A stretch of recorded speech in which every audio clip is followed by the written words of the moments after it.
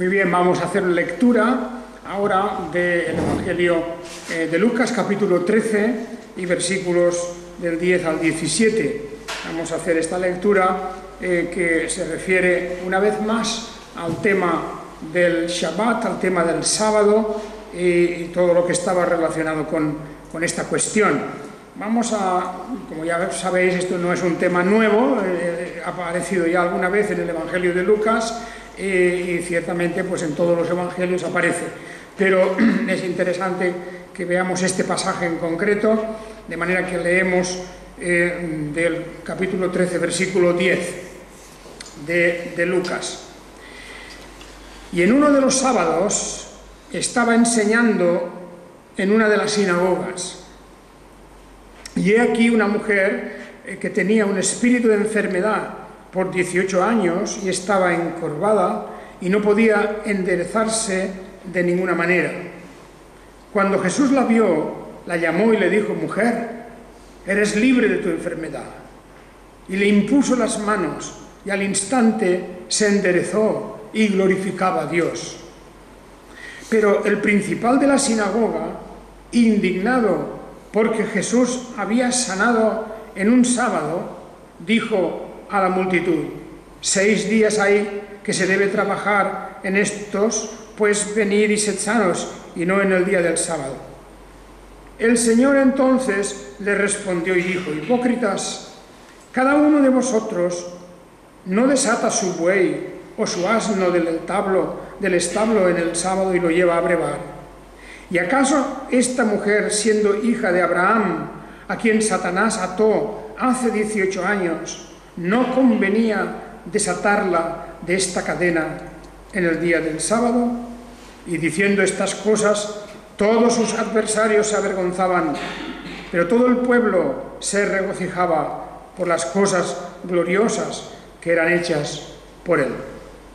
Amén. El Señor añada la bendición pues a su santa palabra.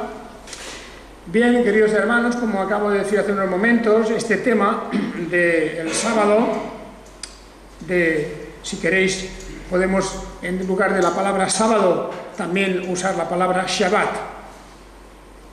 Aquí en nuestra versión de la Biblia textual se alternan las dos palabras. En realidad, la palabra, ya he explicado muchas veces, la palabra original, la palabra en la lengua hebrea, Shabbat, quiere decir cesar. Cesar quiere decir, pues, estar en reposo, en un sentido, no hacer, sobre todo no trabajar.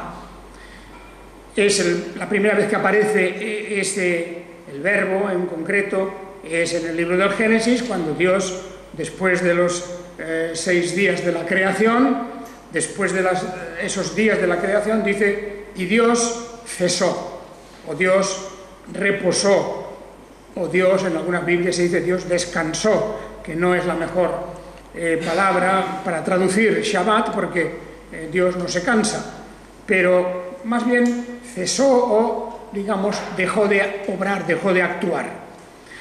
Bien, a partir de entonces, esa palabra, pues, al trasladarse a la lengua griega, allí encontramos precisamente en la forma muy parecida a la nuestra la palabra sábado. Y a partir de entonces, pues también ya hay una especie, digamos, de calendario o de orden sucesivo de meses, semanas, años, etc. Y por eso le damos al día el nombre del sábado. Pero que quede claro que la cuestión, y lo he explicado ya muchas veces, pero alguno es posible que para él sea nuevo, de los que me están escuchando, que quede claro que Dios no establece un día particular y especial como el día santo, como el día especial o reservado para Él. Lo que Dios establece es un ciclo de 6 días de trabajo y un día de reposo. Y así es realmente lo que la ley de Dios ordena. 6 días trabajarás y el séptimo, después de los 6 días de trabajo, el séptimo es un día de reposo, de no trabajar, de no hacer, de no actuar. Y ese día, además, es un día dedicado a Dios. Esa es la enseñanza bíblica. Luego, la historia de los calendarios es otra cuestión. Los calendarios han ido cambiando en el curso de los siglos y hay toda una serie de alteraciones, etcétera, que es complicado. Pero nosotros hemos de mantener lo básico. Lo que se nos dice es que en un momento dado el pueblo de Israel está guardando este mandamiento, que es 6 días de trabajo y un día de reposo. Nosotros ahora, los cristianos, hemos mantenido también ese orden, 6 días de trabajo y un día de reposo. Hay toda una discusión sobre si es legítimo cambiar el día de reposo que tenían los judíos por el día de reposo que ahora nosotros tenemos. Digamos que hemos trasladado, hemos corrido un poco, un día, el orden, de manera que lo que para nosotros hoy es el 7º día, hoy, para los hebreos es el primer día. Hoy empieza la semana en el calendario de Israel. Para nosotros hoy es el día de reposo, en realidad también es el primer día de la semana, porque ya sabéis, como se dice claramente, que esa fue, digamos, el ciclo que había en Israel, y el ciclo incluso en el momento de la resurrección. Nosotros tenemos este primer día de la semana, la resurrección del Señor Jesucristo, y sigue siendo un 7º día, por una parte porque hemos trabajado 6 días, o por lo menos hemos tenido 6 días laborables. El que uno trabaje o no trabaje es una cuestión aparte, pero son 6 días laborables y este es el 7º para nosotros también. Bien, el tema no ofrece ningún problema si uno quiere entender un poco que lo que Dios estableció fue un ciclo de 6 días de trabajo y 1 de reposo. Dicho esto, nos trasladamos a aquel tiempo, 2000 años atrás, cuando Jesús, en uno de esos días de reposo, estaba enseñando en una de las sinagogas. Por lo que vemos aquí y en otros lugares de la Biblia del Nuevo Testamento, Jesús era aceptado porque tenía, diríamos, el renombre y la fama de maestro, y era aceptado en muchas sinagogas para poder enseñar, para poder leer sobre todo, porque la cuestión principal para poder enseñar era que había que saber leer. La inmensa mayoría del pueblo no sabía leer. De manera que cuando alguien sabía leer, era muy probable que al mismo tiempo también pudiera enseñar. Y eso es lógico porque la enseñanza se daba a través de la lectura de las Escrituras. El que sabía leer la Escritura, la palabra de Dios, éste podía trasladar a otros su enseñanza. De manera que, de una manera más bien de tipo informal, porque esto no era un título, ni era una especie de privilegio general que tenía Jesús, sino que en algunas sinagogas era aceptada su enseñanza.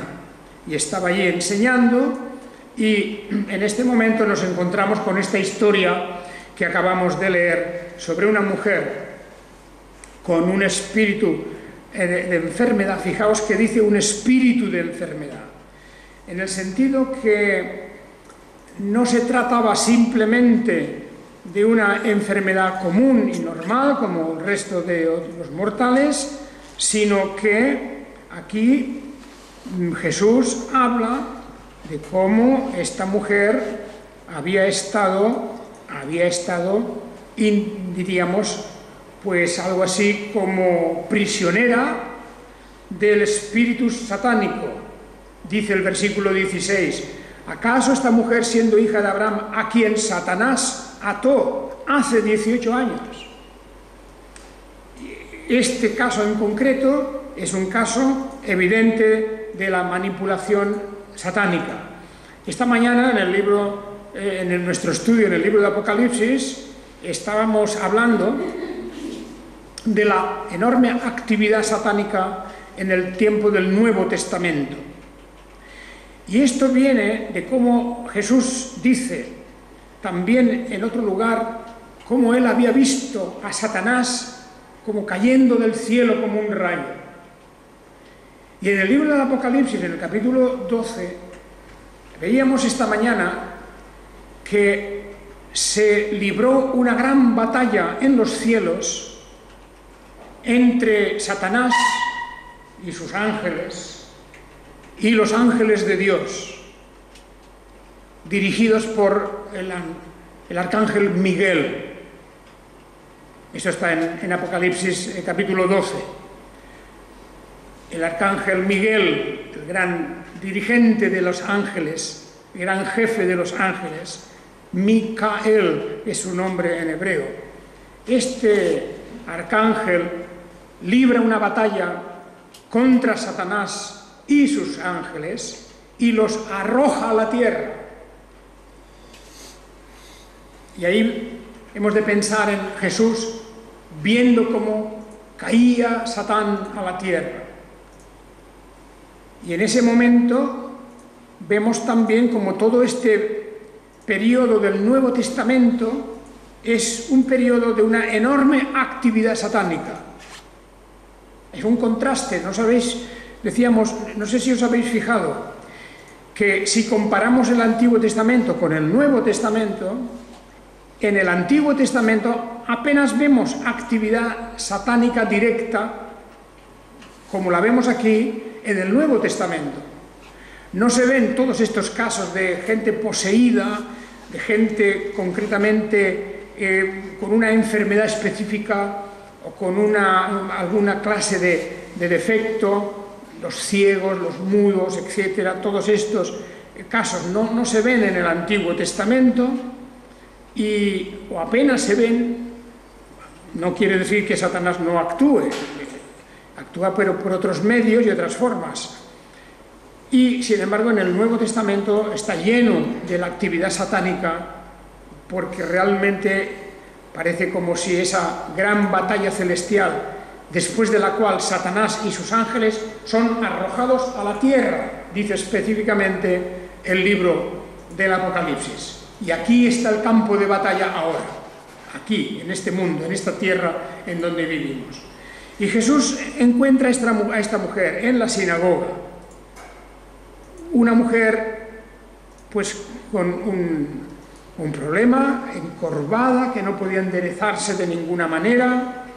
Ahí la tenemos pues con esta situación física tan molesta. Hay otros tipos de enfermedades que se manifiestan aquí en el Nuevo Testamento, y de defectos, hay paralíticos, hay ciegos, hay mudos, hay cojos, hay muchas cosas, sordos, todo eso está aquí. Jesús va sanando a diversas formas y tipos de enfermedades.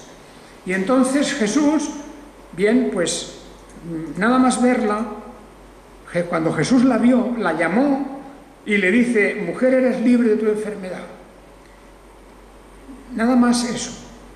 Fijaos que es un caso que ni siquiera aquí no está asociado siquiera a la fe de la mujer. Por lo menos no se dice nada. Y no es el único caso, hay muchos casos de curaciones donde no se dice nada si en esta persona había una fe específica en Jesús.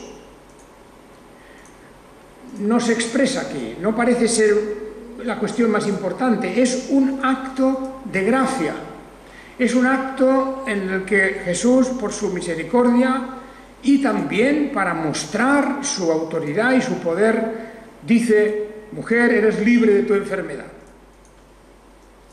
Otros casos sí, hay casos en donde vemos que eso está asociado a la fe.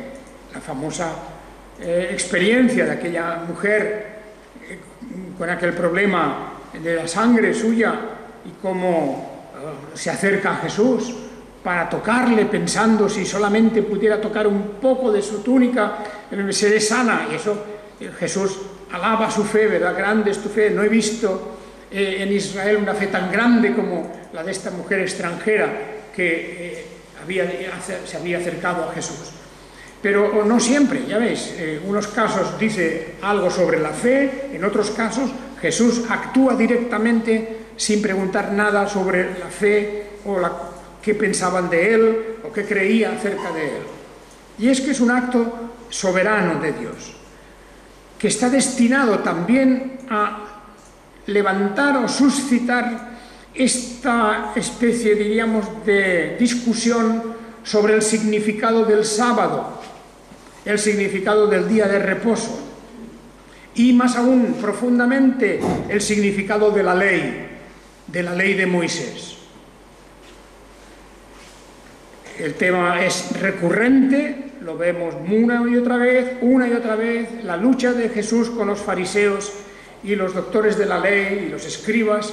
Es una lucha en relación precisamente con el tema de la ley. Solamente discuten sobre esto. Es qué significa la ley de Moisés para nosotros, qué ha significado antes, qué papel tiene en la obra de la redención. De manera que podemos focalizar mucho todas estas cuestiones en el mismo problema que trata el apóstol Pablo en la carta a los Gálatas. Es el mismo, porque en el fondo siempre estamos yendo a parar a lo mismo. ¿Cuál es el camino de salvación verdaderamente? ¿Es a través de mis propias obras? ¿Es mi propio mérito? ¿Soy yo el que tiene que labrarse con su esfuerzo esa salvación? ¿O por el contrario, Dios ha obrado todo lo necesario para la salvación y me la está regalando? Me la está dando como una gloriosa y gratuita obra que va a transformar mi vida en el presente y en el futuro. ¿Cuál de esas dos cosas? Pues bien, la inmensa mayoría de la gente optará por lo primero. Yo tengo que labrarme mi salvación. Y eso se dirá de muchas maneras distintas, más o menos disfrazadas, más o menos disimuladas. Pero la realidad es que la inmensa mayoría de la gente piensa que su salvación, si es que cree en la salvación y en la eternidad y en Dios y esas cosas, pues esto es una cuestión que la tiene que resolver cada uno con su propia vida. Se tiene uno que redimir a sí mismo. Uno dirá, sí, no soy perfecto del todo, no soy perfecto, aunque no hago esto y lo otro y lo otro. Yo, es verdad, no soy perfecto, pero me esfuerzo, hago todo esto. ¿Os acordáis cómo ese pensamiento aparece muchas veces en los evangelios y en tantos otros lugares?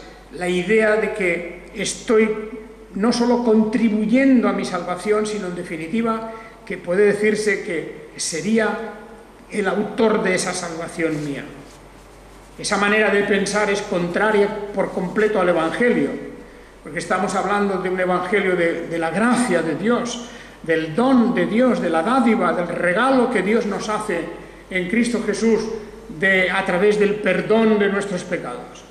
Y ese perdón es posible porque nuestros pecados han sido transferidos, su culpa, es decir, la culpabilidad del pecado y las consecuencias, la pena que hay que pagar por el pecado, todo eso ha sido cargado sobre la persona de Jesús.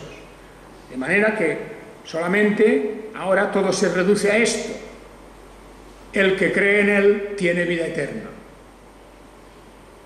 El que cree en Él. Pues bien, ahí tenéis. No pensaban así los judíos, porque su visión era que todo iba a través de la ley. Tenías que cumplir la ley para poder ser justificado. Para ser declarado justo por Dios, Tenías que cumplir la ley perfectamente.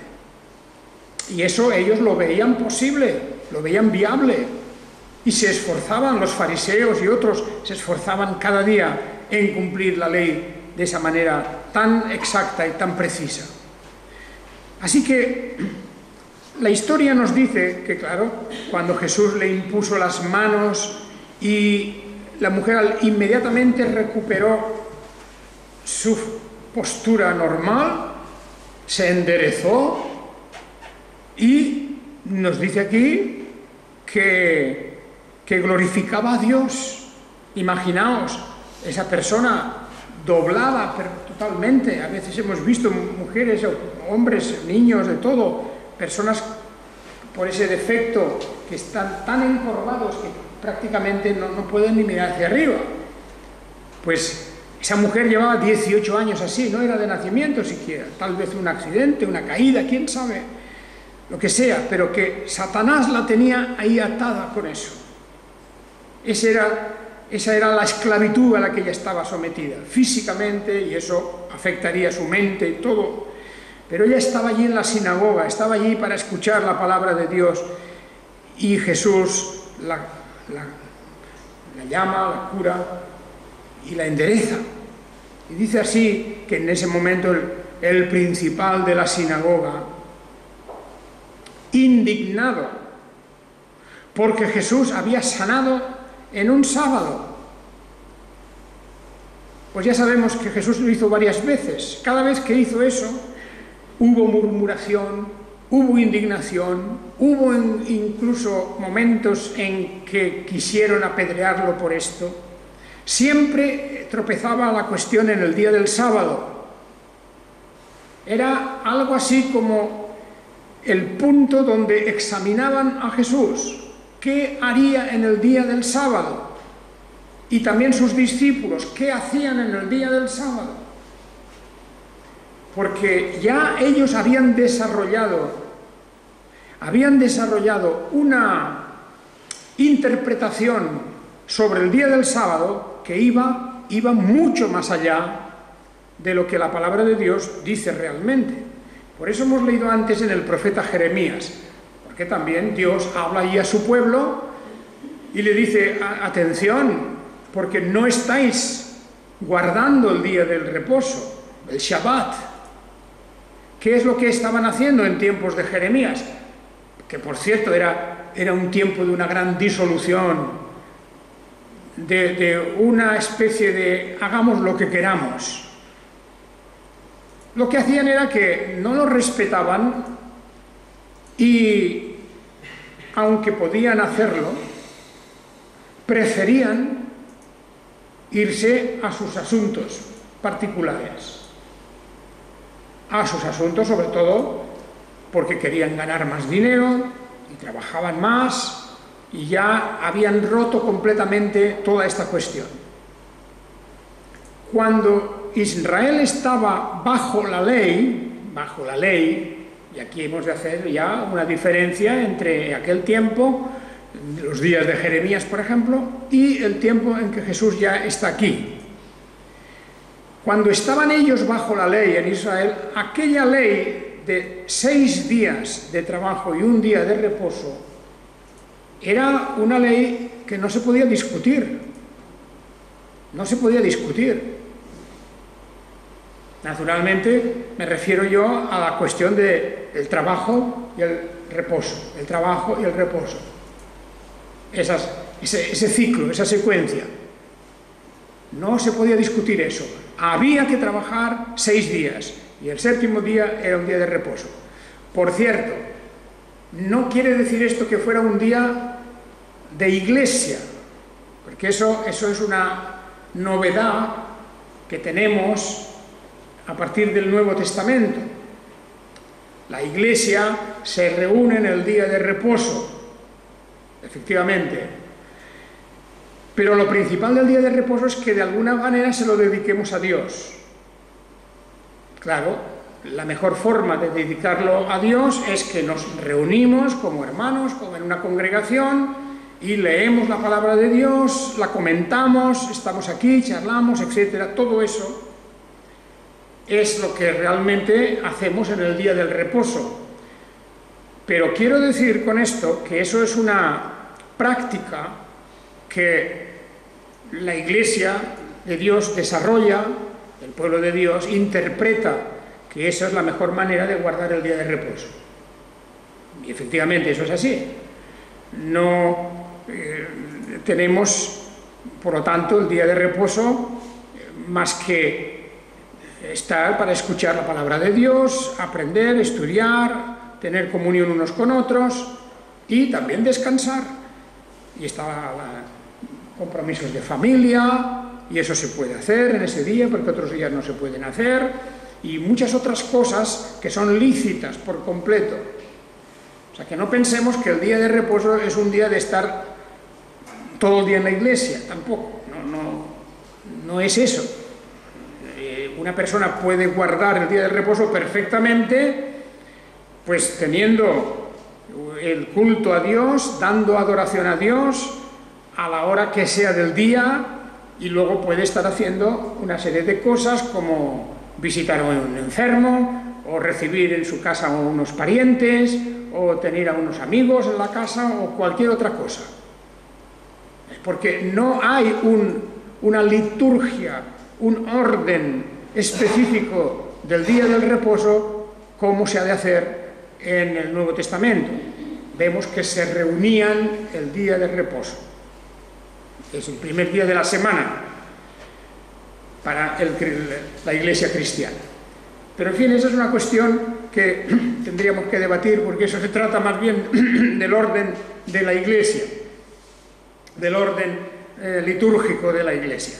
Lo que importa aquí es la importancia que le daban ellos al día de reposo como medio de salvación, como forma de justificarse. Se indignaron porque Jesús, según ellos, quebrantaba el día de reposo.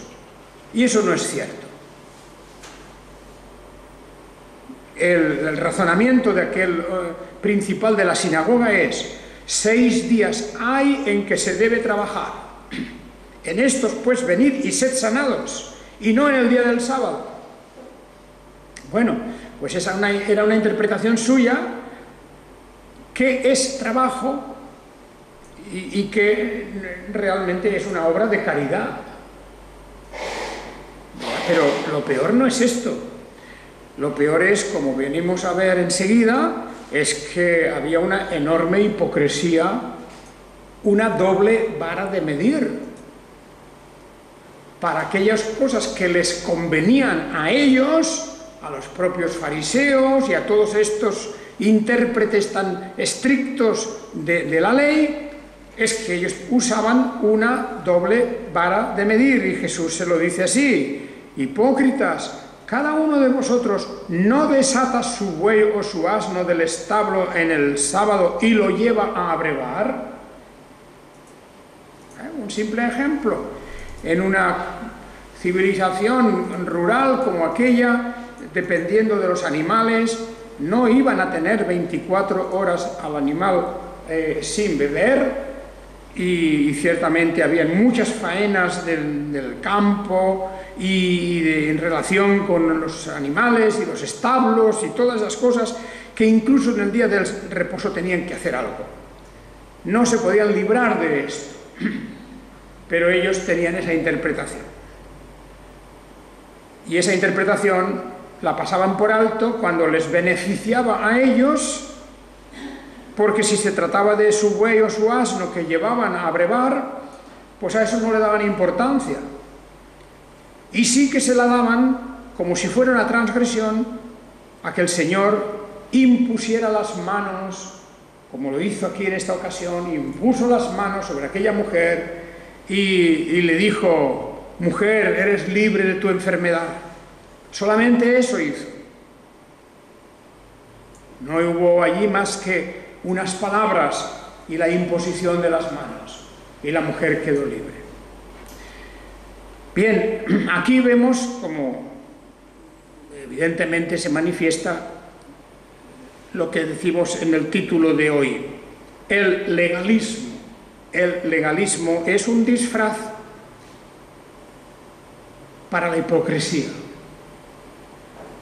El legalismo es cuando uno quiere ser tan estricto, quiere ser tan perfecto, tan limpio, que impone unas interpretaciones sobre muchas cosas. Aquí podríamos hablar de muchas cosas que hoy también nos afectan. También nos afectan. Yo he visto personas, bueno, ahora que se acerca la Navidad, por ejemplo, nosotros no celebramos Navidad aquí en la iglesia, ni una referencia, ni el sermón es sobre la Navidad, ni nada, porque no creemos en todo este montaje de la Navidad y Jesús no nació el 25 de diciembre y todas esas cosas que ya sabemos, ¿no? Pero resulta que el día 25 de diciembre en nuestro calendario es un día de fiesta, como el día 6 de diciembre es un día de fiesta y por otras razones. Y como hay, yo qué sé, tantos días de fiesta aquí en Cataluña, el 11 de septiembre y no sé cuántas más. Y como es festivo, pues ese día uno no va al trabajo. Y si no va al trabajo, igual que puede hacer en otros días festivos, pues tú puedes invitar a unas personas a tu casa a comer y puedes comer lo que quieras. Hay algunos que dicen, cuidado, no comáis turrón porque eso ya es un pecado. Porque eso quiere decir que estás celebrando la Navidad.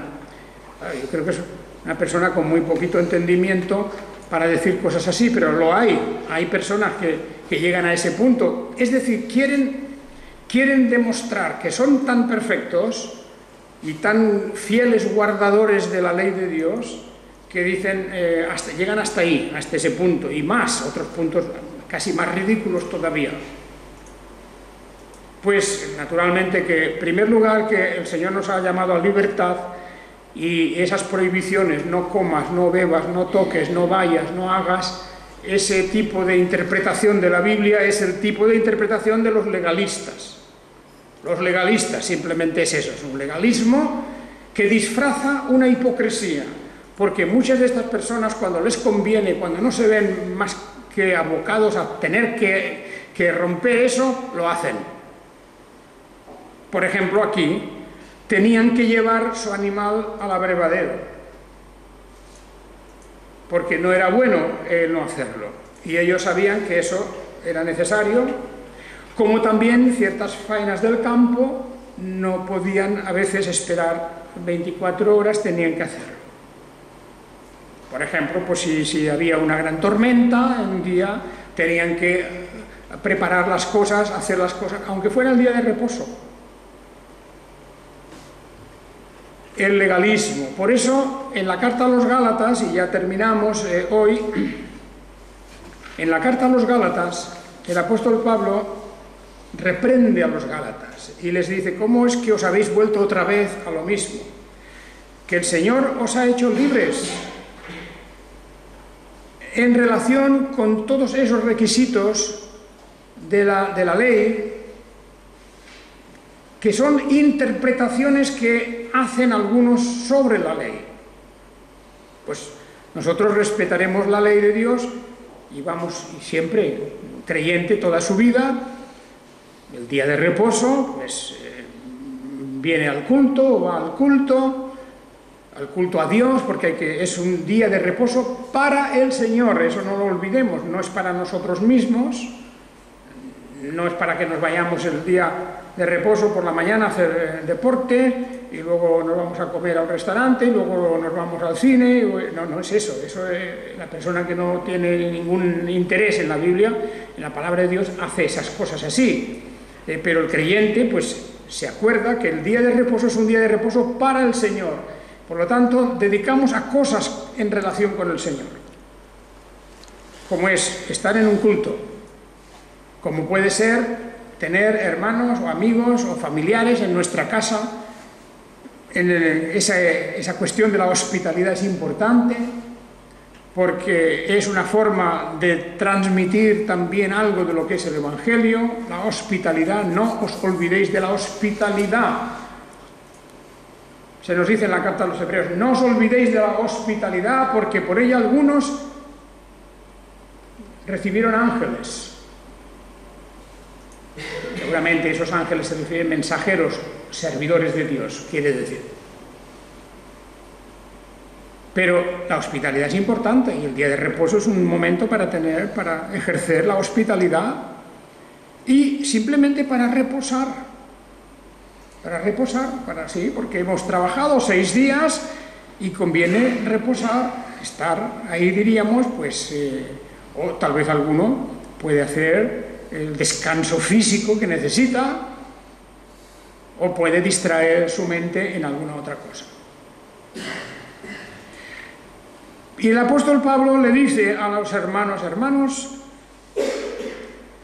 habéis caído en un error, habéis empezado bien por la gracia, confiando en la gracia. Eso es el Evangelio, confiar en la gracia. Por eso predicamos este Evangelio de la gracia de Dios. Y ahora estáis vosotros cambiando el Evangelio. Un Evangelio contrario al que proclamamos. ¿Y en qué consiste ese Evangelio contrario? Pues en que os tratáis de justificar por medio de la ley y habéis perdido la libertad. Habéis perdido la libertad. El apóstol Pablo dice: qué terrible es. Ahora estáis encadenados a esas interpretaciones de la ley. No entendéis el verdadero propósito de la ley.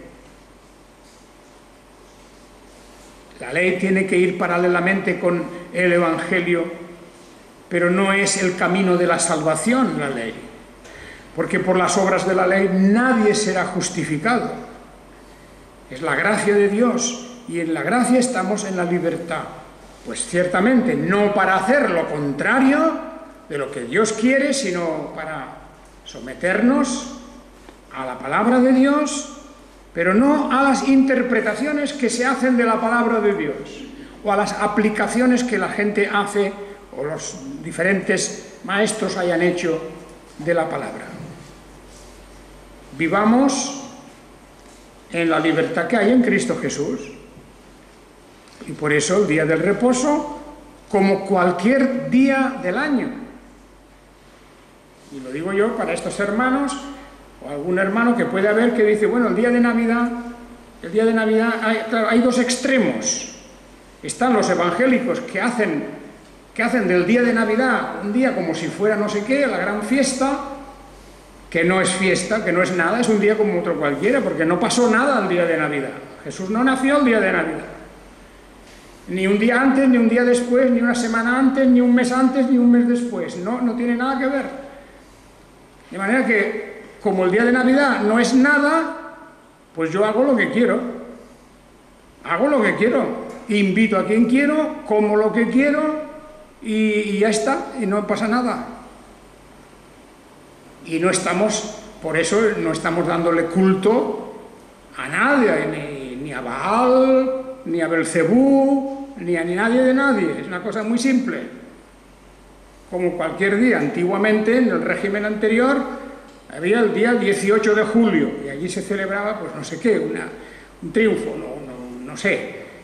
Pues el día 18 de julio era fiesta, pues bueno, pues uno invitaba a quien quería, comía lo que quería y hacía lo que quería, y no pasaba nada por eso. Y en muchos países hay días festivos de toda clase. Y bien, con eso termino, porque realmente el problema del sábado no se ha terminado. Y yo sé que dentro de las iglesias todavía hoy hay posiciones muy radicales de algunos hermanos que, pues a lo mejor con buena voluntad, pero ciertamente con bastante ignorancia, piensan que todavía hay días que podemos llamar mágicos o sagrados o días especialísimos. Y no todos los días son iguales. Todos los días son iguales porque el día es lo que ocurre cuando la Tierra y el Sol y las revoluciones de la Tierra y en fin todo eso, y no tiene nada que ver con nada. Todos los días son iguales. Podemos hacer en ellos todo. Pero el Señor dice: muy bien, ahora vamos a repartir el tiempo un poco. vamos a repartir el tiempo. Tú trabajas 6 días, dedicas 6 días a lo tuyo y hay un día que vas a dedicarme a mí. Los judíos lo hacían de una manera. ¿Cómo dedicaban el día a los judíos? Por ejemplo, en los tiempos de Jeremías. Pues en los pueblos no habían iglesias o sinagogas en aquel tiempo. No había nada. No había nada. Estaba solamente el templo en Jerusalén, no había nada más. ¿Qué hacían los hermanos, los creyentes? ¿Qué hacían aquellos israelitas en los días de Jeremías, por ejemplo? Pues nada, se quedaban en casa y descansaban. No podían ir al campo a trabajar, o el que tenía un taller de lo que fuera no podía trabajar allí tampoco, eso no lo hacía, no trabajaba, pero no podía ir a ningún sitio porque no había iglesia, no había sinagoga, no había nada. Le dedicaba ese tiempo al Señor. No tenían una Biblia en la casa, por cierto, ni sabían leer tampoco. ¿Qué hacían? Pues ahí estaban, descansaban para el Señor y para su propio cuerpo. Y más tarde, ya después del exilio, y cuando volvieron y se empezaron a construir sinagogas en los pueblos, pues tenían un servicio durante el día de reposo y allí iban y ya está. Y leían la palabra de Dios y se lo comentaban, parecido a lo que hacemos nosotros aquí. Y el resto del día, pues descansaban. Nada más. Muy simple, muy sencillo, no hay problemas. Ahora discute la gente si tenemos que tener un culto, 2 cultos, 3 cultos, si tenemos que hacer esto y lo otro, si no podemos hacer lo otro, lo de más allá. Todo es una fabricación que no tiene nada que ver con las Escrituras. Y es porque hay una libertad en Cristo Jesús, que hagamos las cosas como podamos, siempre y cuando, repito, recordemos, nuestro tiempo se divide así, tenemos 6 días para todas nuestras cosas, dediquemos un día a las cosas de Dios. Un día no quiere decir las 24 horas, quiere decir el tiempo que se necesite para hacer lo que queramos hacer, por ejemplo, este culto que ofrecemos al Señor. Bien, aquí quedamos, hermanos.